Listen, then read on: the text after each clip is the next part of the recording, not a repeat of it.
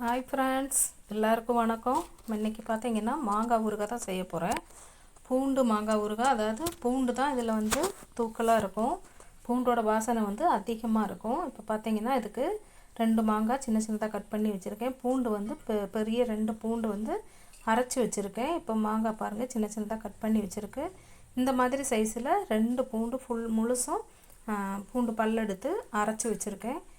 பார்த்தீங்கன்னா வெந்தயம் வந்து 1/2 டீஸ்பூன் அளவுக்கு, கடுகு வந்து 1 டீஸ்பூன் அளவுக்கு வறுத்து பொடி பண்ணி வச்சுருக்கேன். இப்போ பார்த்தீங்கன்னா அரைச்சி வச்சுருக்க பூண்டு வந்து நம்ம நல்லெண்ணெய் தேவையான அளவுக்கு ஊற்றிட்டு பூண்டு அதில் போட்டு நல்லா வதக்கி எடுத்துக்கலாம். பச்சை வாசனை போகிற அளவுக்கு எல்லாம் நல்லா பொரிஞ்சு வந்துருச்சு பாருங்கள், கோல்டன் கலரில். இப்போ வந்து நம்ம 2 ஸ்பூன் அளவுக்கு மிளகாய் பொடி போட்டிருக்கேன். இது காரப்பொடி. அது கூடவே 1/2 டீஸ்பூன் அளவுக்கு பெருங்காயத்தூள் போட்டிருக்கேன். அதையும் போட்டு நல்லா கலந்து விட்டுடலாம். அது கலந்து விட்டுட்டு மாங்காய் வந்து போட்டுக்கலாம். ஏன்னா நம்ம மாங்காய் கட் பண்ணி உப்பு போட்டு வச்சு ஊறுகாய் தாளிப்போலே இது அதெல்லாம் ஒன்றும் தேவையில்லை.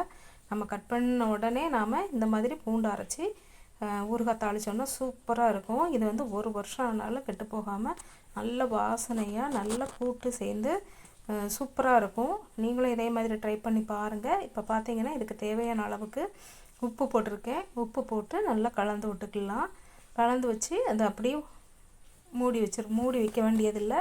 அப்படியே இருந்துச்சுன்னா அது நல்லா ஊறிடும். இப்போ லாஸ்ட்டில் வந்து பார்த்திங்கன்னா கடுகும் வெந்தயமும் பொடி பண்ணி வச்சுருந்தது அதில் நம்ம வந்து லைட்டாக ஸ்ப்ரெட் பண்ணி விட்டு நல்லா மிக்ஸ் பண்ணி விட்டுக்கலாம்.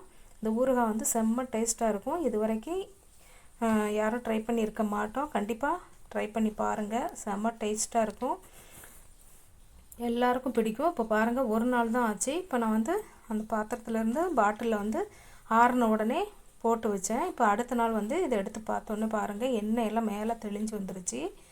ஊறுகாய் வந்து நல்ல கூட்டு சேர்ந்து சூப்பராக இருக்குது. நல்ல டேஸ்ட்டு, நல்ல வாசனையாக இருக்குது. நீங்களும் ட்ரை பண்ணி பாருங்கள். கண்டிப்பாக உங்களுக்கு பிடிக்கும். பிடிச்சிருந்தா ஒரு லைக் பண்ணுங்கள், ஷேர் பண்ணுங்கள், சப்ஸ்கிரைப் பண்ணுங்கள். கிப்பி கேரளா சமையல் பிடிச்சிருந்ததுன்னா இதை மாதிரி நீங்களும் செஞ்சுருக்கீங்க அப்படின்னா கமெண்டில் தெரியப்படுத்துங்க. கண்டிப்பாக எல்லாருக்கும் பிடிக்கும். சப்போர்ட் பண்ணுங்கள்.